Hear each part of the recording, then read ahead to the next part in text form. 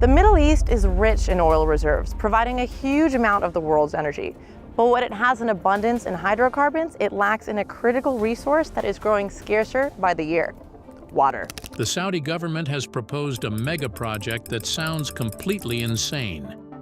While the desert nation struggles to resolve its water shortage problem, there are reports that it is pumping in millions of cubic feet of salt water only to be dumped into the ground. At first sight, the project seems devoid of logic. Why would Saudi Arabia put so much water under the sand when its own people are thirsty? Is this truly a mistake or a genius plan in disguise? The answer is so unexpected that it is hard to believe. But to understand its genius better, we need to first look at the crisis the Arab kingdom faces: the rising water demands. Saudi Arabia is in a deep crisis. According to the Crown Prince Mohammed bin Salman, the nation is expected to have 50 to 60 million inhabitants, including migrants, by the year 2030. But as it stands, there is nowhere near enough water in the country to support such a population. After all, the kingdom is situated in the middle of an extremely dry desert. On average, it receives less than 100 millimeters of water a year. On top of that, there are no natural rivers flowing through, and no big lakes to be found within the borders. But despite not having a stable and abundant natural water supply, the per capita water consumption for an average Saudi sits at 270 liters a day. That is about twice the global average. So not only does the nation not have enough water, but it is also consuming what it has at twice the normal amount. And that is ignoring the agricultural sector. Despite being one of the driest and hottest countries in the world, Saudi Arabia is adamant about self-sustainability. While historically the nation has relied heavily upon imports to meet its food demand, for decades it has been trying to build up its own agriculture sector to such a scale that this reliance can be broken. Right now, about 84% of the total water supply is used up by agriculture. After all, growing crops in the middle of the desert means you need to use a lot more water than anywhere else. With a thirsty population, lowering water reserves, and a hungry agriculture sector, Saudi Arabia has been playing a losing hand. But against all odds, the desert nation has somehow managed to pull ahead. It not only has been meeting its water demands, but is also expected to exceed them. And this isn't by chance. Behind this logic-defying maneuver is careful planning, some of the biggest mega projects in history, and the oil money to foot the bill. By building what most nations would deem impossible, Saudi Arabia is keeping the taps running. And how they are sourcing their water is fascinating. Dams in the desert. As I said earlier, Saudi Arabia has no river. It is all dry, arid desert. But if you look at the maps, you will be surprised to find a lot of dams dotting the region. Many of them sit almost entirely empty for months. But these dams aren't a mistake. They are a stroke of genius to collect water in the desert. In total, the kingdom has constructed over 550 dams. That is more than any other country in the Middle East and North African region. And what makes these dams unique isn't that they are made to hold back rivers, at least not in the traditional sense. Rather, they are designed to take advantage of a unique weather phenomenon that happens in the region.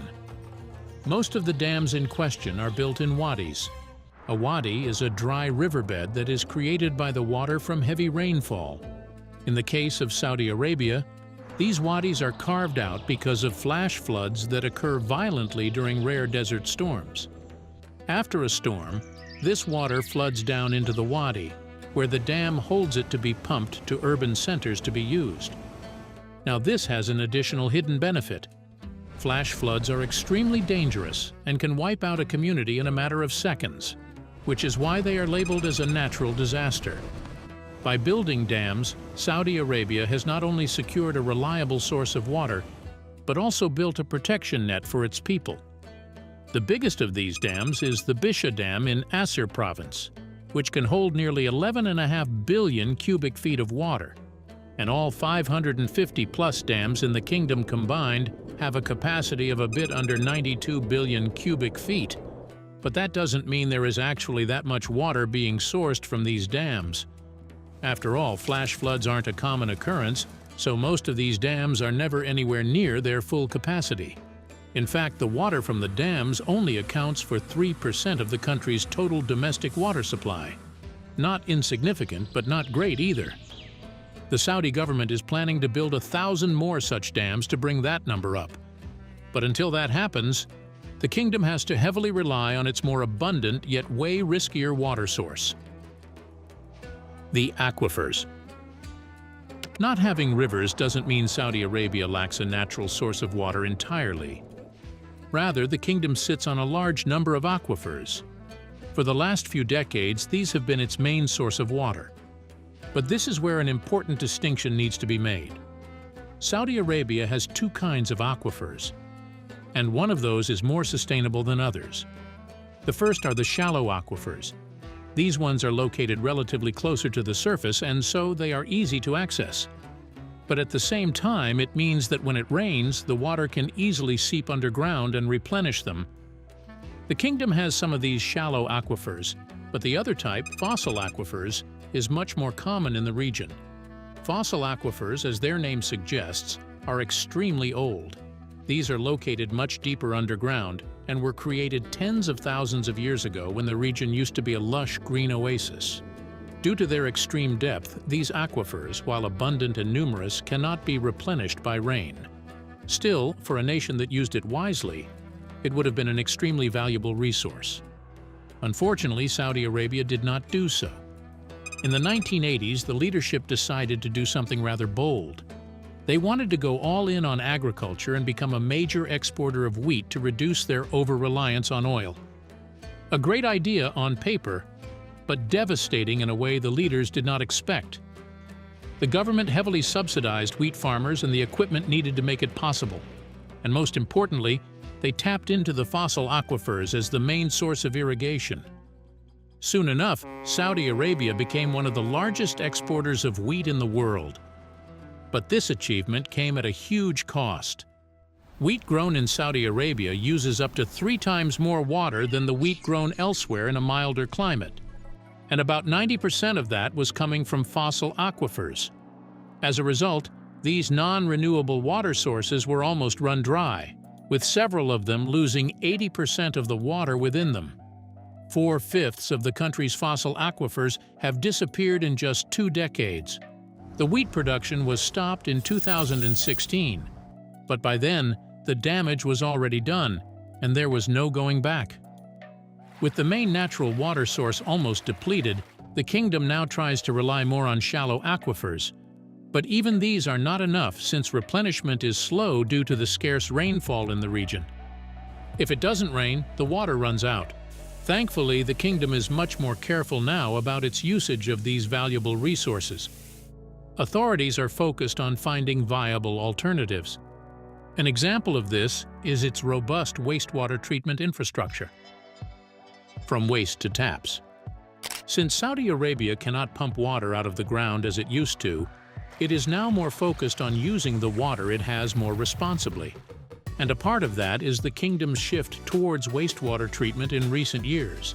In the past, the country lacked wastewater management plants, with the sewage produced in major cities exceeding the capacity. Back then, only 10% of the waste was actually reused. The projections showed that this number could increase many times over. But to do so, it would take an investment of $53 billion and 15 years to accomplish. The project was approved, and the amount of wastewater being reused annually has gradually increased since. According to academic surveys, there are nearly 70 wastewater management plants in Saudi Arabia currently. Other sources put the number at 250. The current policy of the kingdom is to keep on developing its wastewater treatment infrastructure at an extremely high rate. Their goal is to treat 353 million cubic feet of water every single day. This would mean that Saudi Arabia will be reusing about 60% of all the water used daily.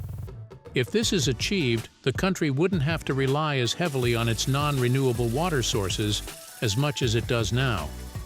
As a matter of fact, Saudi Arabia could use this strategy to rekindle its agricultural ambitions. The majority of the water produced through this method is used to grow crops. And as the supply increases, more and more fields can be irrigated using recycled water, helping the nation become more self-reliant when it comes to food. But until that happens, the kingdom does need to meet its ever-rising water demands in all sectors.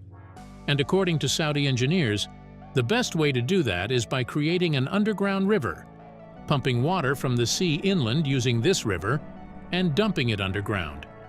To understand why that is a genius idea, we need to start one of the most ambitious megaprojects Saudi Arabia has ever proposed. Moving the ocean. Saudi Arabia is undertaking one of the most ambitious megaprojects to fulfill its water needs. It is planning to build a river twice the length of the Nile. In the past, the nation has invested heavily in sourcing its water from the sea. A recent example of this is the Riyadh water transmission system. It consisted of 3 pipelines in total, with the A and B pipelines being the first to be built, spanning 290 miles.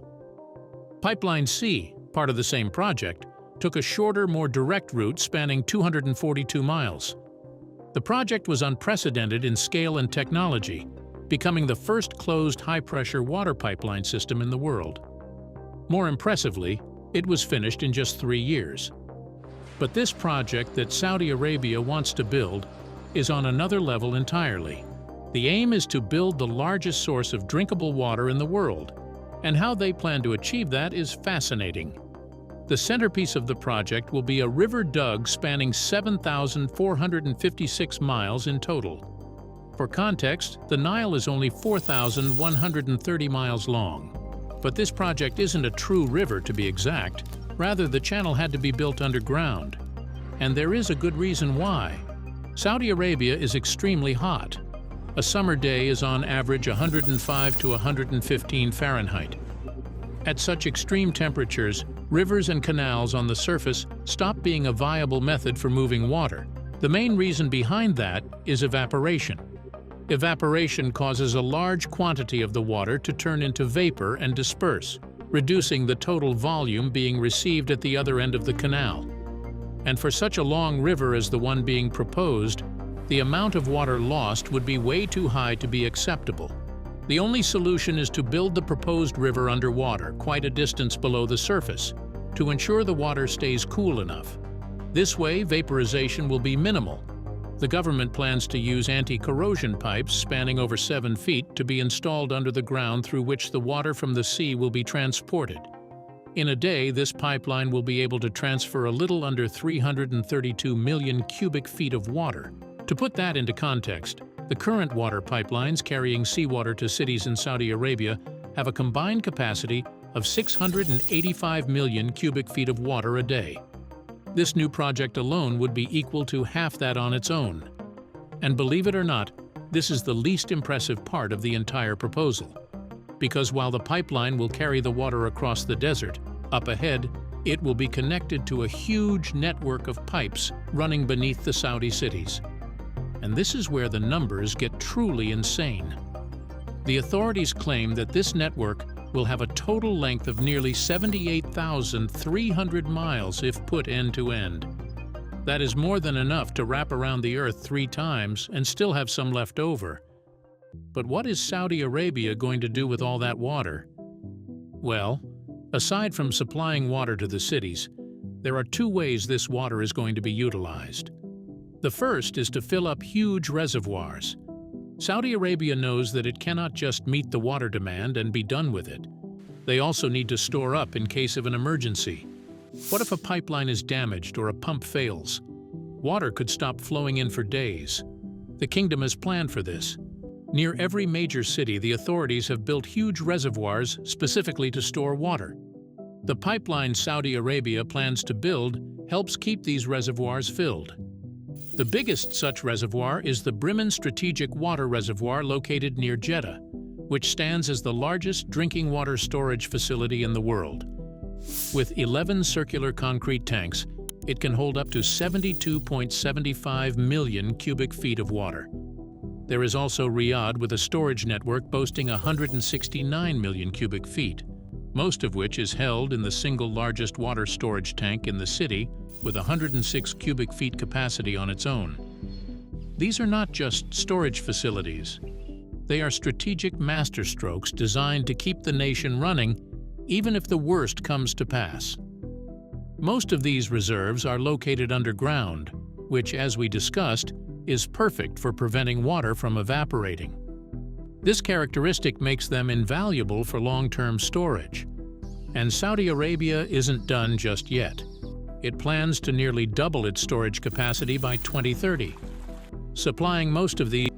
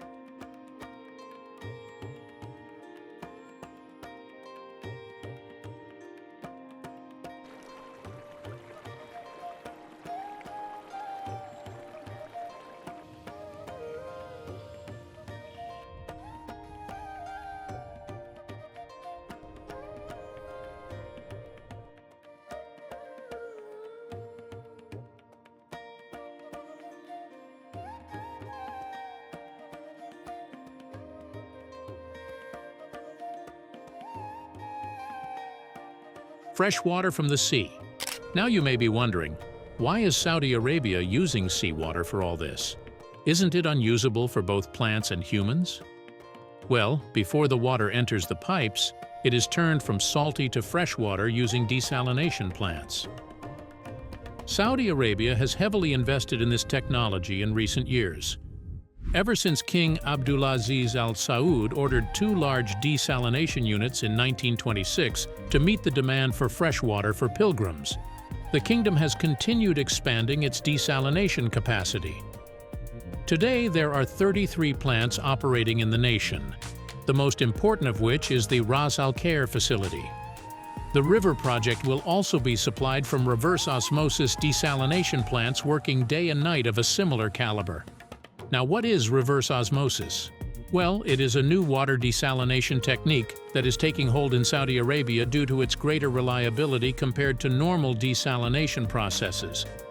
In reverse osmosis, water is forced through a membrane with extremely small holes in it. Since the molecules of salt, heavy metals, and bacteria are bigger than water, they get left behind while clean fresh water passes through the membrane. Another thing to note is that the desalination plants expected to be used for the river project will very likely be green energy powered. Desalination plants are not just expensive to build, but also to operate. They require many times more energy to produce fresh water than it takes to pump underground aquifers. The Saudi government has been racing to transition its desalination plants to more sustainable energy sources.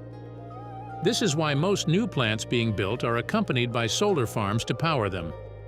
This cuts down on the cost heavily while also ensuring environmental safety. The race against time. The river project is not a vanity project like the line, which, even if it fails, wouldn't really make much of a difference aside from the lost investment. This project is going to be the backbone of the kingdom's survival in the future. If Saudi Arabia is unable to secure a reliable, self-sufficient source of water to keep up with its growing population, it will soon have to rely on its neighbors to meet its water needs. And that kind of reliance does not come cheap. The kingdom is surrounded by many countries that are either hostile to it or are ready to take advantage of such a weakness. One wrong diplomatic move, and such a reliance could have the entire water supply shut down completely. By 2030, the water demand of Saudi Arabia is expected to rise from 423 million cubic feet to 635 million cubic feet a day. So the country is essentially racing against time to meet that demand before it is too late. The kingdom has made it clear they have a well-thought-out plan for achieving that goal, and the river project could be a key factor in making that possible. But building it wouldn't be easy. It will be one of the toughest projects the country has ever undertaken. The sheer length of the planned pipelines is beyond anything done before.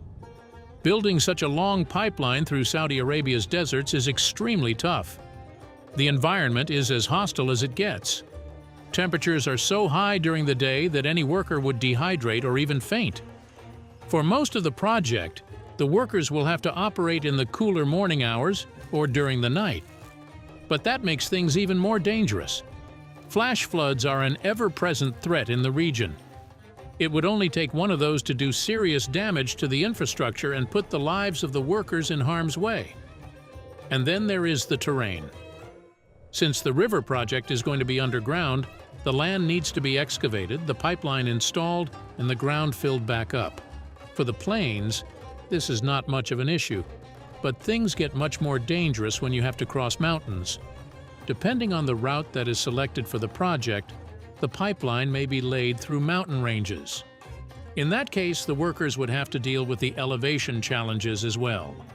The thinner air makes work harder, and the rising ground level makes laying down the pipeline far more difficult. Lastly, Saudi Arabia still has to solve the brine problem. The desalination plants Saudi Arabia has already built along the coastline are constantly producing brine as a byproduct of the desalination process. And, well, this byproduct has to go somewhere. In the case of Saudi Arabia, that somewhere is back in the sea, and the results have been borderline catastrophic.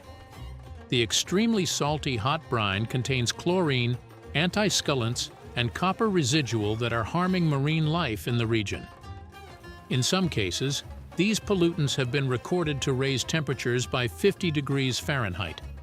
Building more desalination plants for projects like the river project is not feasible until this problem has been figured out. The brine needs to be disposed of more responsibly, or else all future plants being built in the region will cause further havoc. That does it for this video. Be sure to like, share, and subscribe to the channel. See you in the next one.